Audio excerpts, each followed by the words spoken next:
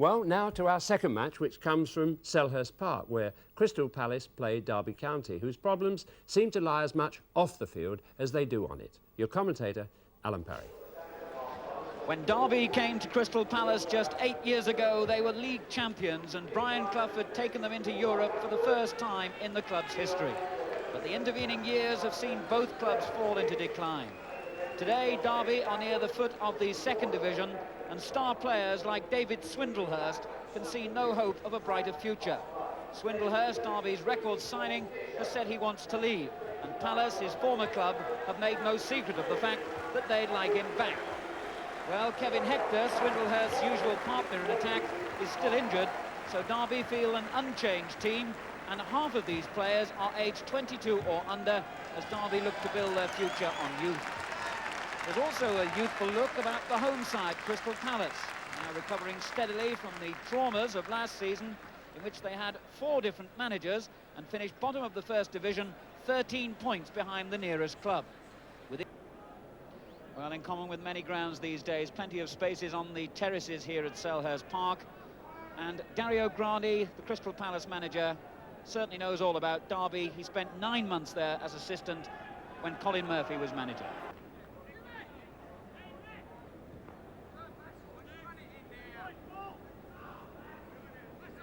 Here's Basson.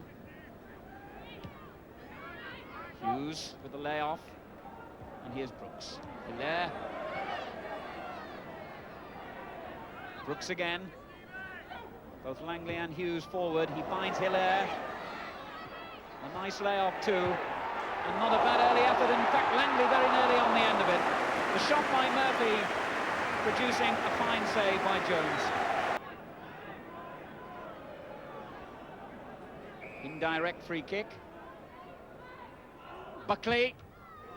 Well, Barron really had gone the wrong way then, because as Buckley clipped that one in left-footed, it came off the wall. Barron had gone the wrong way, but it did deflect for a corner.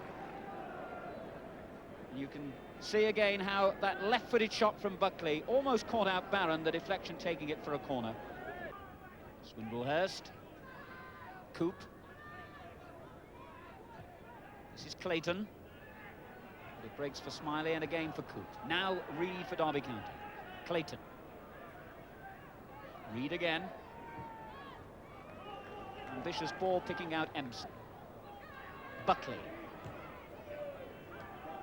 Empson, a natural winger, loves to take on players. Reid. Good build up this by Derby County. Here's Coop. Swindlehurst on the far post. And that's a fine goal, and what an appropriate player to score it. David Swindlehurst, back at the club for whom he made over 250 appearances, gives Derby County the lead after only 8 minutes. What a fine build-up it was. That fine ball picking out Swindlehurst, and the header looped over the head of Barron into the corner of the net that was unguarded. So David Swindlehurst gets the goal, his 3rd of the season, and Derby County take the lead. And I must say they've settled down very quickly too and played some ambitious football in the opening stages of this game. Vince Hilaire totally missed kicking, with the goal just yards away from him. That cross from the left caused all the danger. Over the heads of those 2 players, Hilaire had plenty of time, and look what happened. Mick Coop.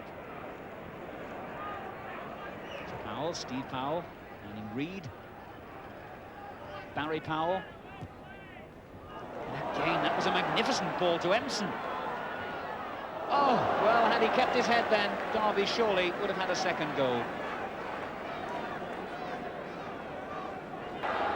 Indeed it was. The free kick quickly taken, and in the process, Empson of Derby lost his boot. Here's Buckley. Here's Empson, complete with boot. Oh, what a fine ball. Swindlehurst is onside too. Reid arriving quickly to support him. Oh, so unlucky. And David Swindlehurst, the thickness of a post away from a second goal. Gilbert's header. Buckley's. And Gilbert again. Reid. And Swindlehurst once more getting in behind those defenders. He's got support from Empson. And what a fine ball to find him too. Oh! And for the second time in the match, Derby County are thwarted by an upright.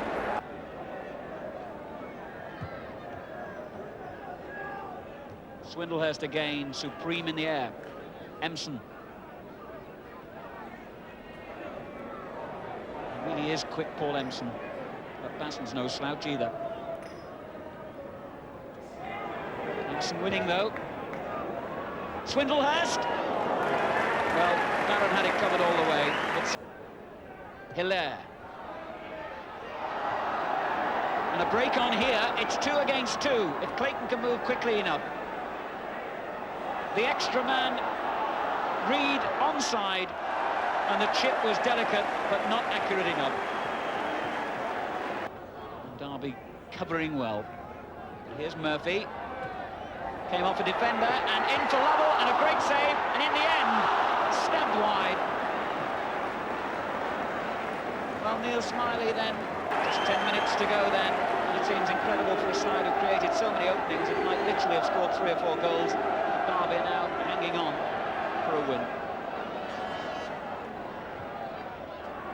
Looking corner. There's Galliers. Intelligent play that. A back header for Langley. Great save. Langley for the second time finding himself in the clear. Good ball in by Galliers. It was knocked back by Gilbert. Langley had the goal almost at his mercy, but Jones was in the right place. Hilaire again. Back for Smiley. Brooks. Galliers plays it in and again, but this time Langley is offside, and ironically that's the one time, of course, he finds the net. Tommy Langley frustrated, but the linesman's red flag was raised instantly. And so did Reed.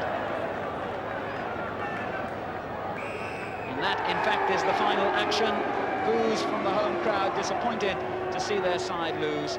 Palace just above halfway at the start of play. Derby in the bottom 6, but it didn't look that way. Derby playing the better football, grew in confidence after David Swindlehurst had given them the goal, hit the post twice, and were unlucky in the end only to leave with that 1-0 victory. But for a side in their position, an important 3 points. Palace are also one of the interested parties should Derby decide to sell the unsettled striker who recently asked for a transfer. So what's the latest situation? The position is, I've said to the press people, to the press boys, is that I should recommend that his transfer request is turned down flat. And obviously the way he played today, you need to keep him as well. Indeed, I thought David Swindlehurst played very, very well, took his goal well, led the line very well, and he's a very good player, talented player, and we need his ability and skill to keep things going for us up front.